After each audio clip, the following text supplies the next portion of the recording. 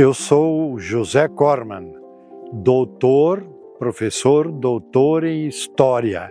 Digo isso com orgulho, porque foi uma luta muito grande para eu chegar até lá, na Espanha, né? E sou filho de Rio Negrinho. Lecionei 55 anos, geralmente de manhã, à tarde e à noite, com muita alegria e satisfação que eu sempre fui professor. E fui professor de ciências humanas, história, psicologia e filosofia, principalmente. E publiquei 32 livros, sempre na linha de história, Rio Negrinho, São Bento, nossa região, Estrada Dona Francisca, que foram os meus livros mais vendidos. Em torno de 60 mil livros foram vendidos em Joinville, em Rio Negrinho, em São Bento, em Campo Alegre e até não sei para onde, tudo, né, que foi vendido. E sempre me dedicando mais às ciências humanas, que foi a grande alegria. Minha grandíssima alegria foi ser professor. Nasci no interior de Rio Negrinho, Colônia Olsen, sem condições de estudo, onde fiz até o 3º ano primário e acabou. Depois eu teimei, estudei no seminário em Rio Negrinho, sofri muito porque era o mais burro da turma, né? E depois estudei no seminário em Corupá, onde eu já comecei a me destacar. Tinha gente de Portugal, da Alemanha e de São Paulo, do Rio de Janeiro, de todo o Brasil quase, e eu no mesmo nível, acompanhando o pessoal. E hoje, com muita satisfação, estou dando uma entrevista aí sobre história de Rio Negrinho, a Estrada Dona Francisca, uma das primeiras e mais importantes estradas do Brasil. Num livro que eu escrevi, eu coloquei a segunda estrada carroçável ou rodoviária. Rodoviária vem de roda, de se andar com roda, não tropa de mulas e cavalos. Aí teve gente que ficou brabo, sempre fica brabo.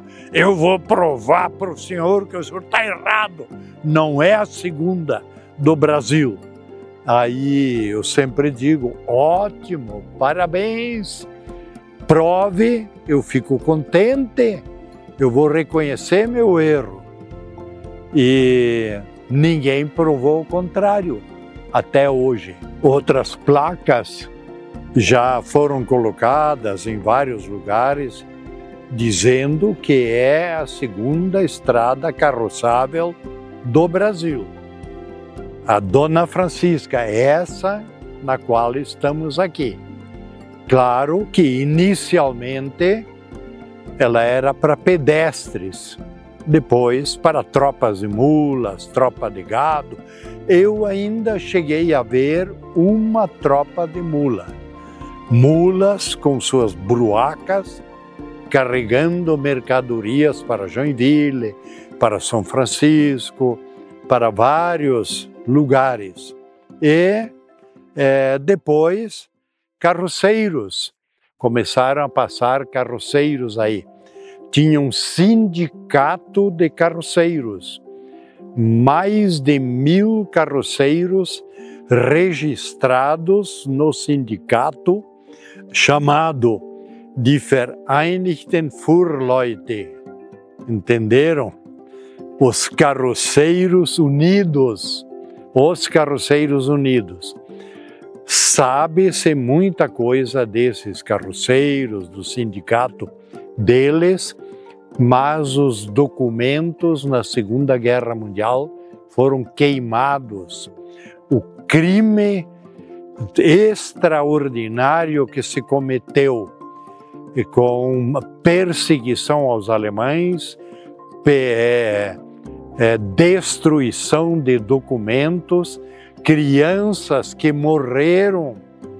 Eu sei de casos porque o pai e a mãe foram presos, cometeram o crime de falar na língua alemã. Mas o governo brasileiro trouxe os imigrantes, não deu escolas. Na nossa região, onde aqui estamos, muitos alemães mandavam seus filhos viver temporadas entre caboclos para aprender a língua pátria, o que o governo não fazia. Nessa região, não sei exato o lugar, me parece que foi um pouquinho para frente, mas aqui, logo para lá, também se vê grota. Só olharmos aqui, é uma grota funda. Lá mais adiante, mais próxima da estrada. 1953. Crianças de escolas de São Bento vieram com ônibus. O único ônibus que havia na região era de São Bento. A convite do Martin Zipperer, vamos passar daqui a pouco na casa do Martin Zipperer, convidou eles para virem visitar Simo. Provavelmente ele pagando o ônibus. Na volta, almoçaram na casa da tua avó. Almoçaram ali. E depois, voltando por essas regiões, numa planície aí, diz que caiu a barra da direção do ônibus. E o ônibus começou a rolar, não tinha mata, tinha plantação, alguma coisa perto da rua. O ônibus rolou. Ônibus daquele tempo, a cobertura do ônibus de tábua.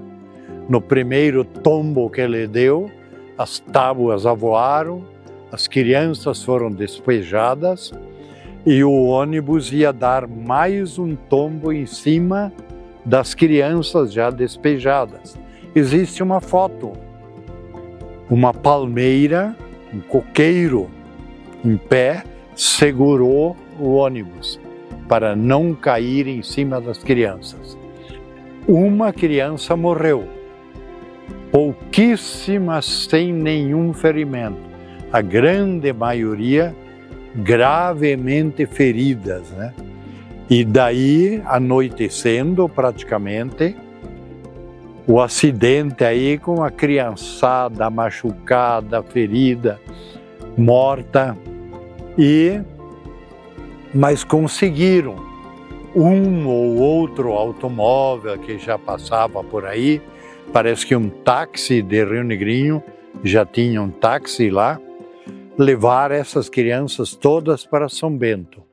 Lá tinha um médico, o Dr. Cominesi, rapidamente atendia e eu tentei conversar. Eu era criança, né, quando isso aconteceu, mas eu nem estava junto, ainda bem, né?